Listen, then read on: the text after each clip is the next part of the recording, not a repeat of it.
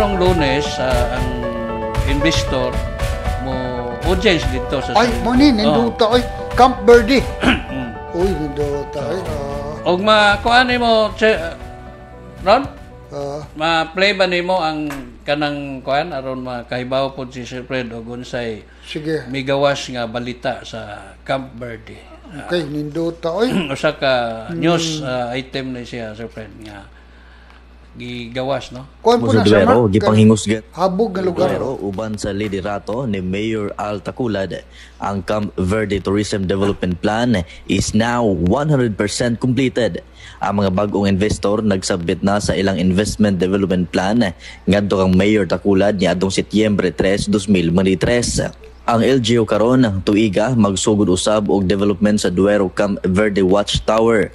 Ang Camp Verde mao'y exit camp sa Lanoy Bolo Battalion Camp nga gidumala sa Hagna Hero nga si Kapitan Goyo Casinas. Adunay 411 ka Boholano ang namatay sa base didto sa Lanoy Heroes Hill War between Filipino and American War. Ang Campo Verde and Watchtower mao'y watchtower sa Kapitan Goyo and escape camp sa mga insurrectos sa Lunoy. Si Kapitan Goyo, mga remnants ni kanhi leader sa Boholano Revolutionist nga si Francisco Daguhoy.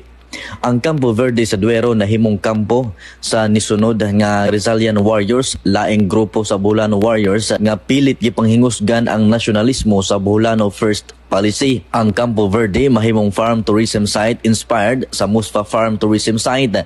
Ang Campo Verde mao'y mahimong banner tourism site sa lungsod sa Duero, Bohol nga vegetable and species capital sa probinsya.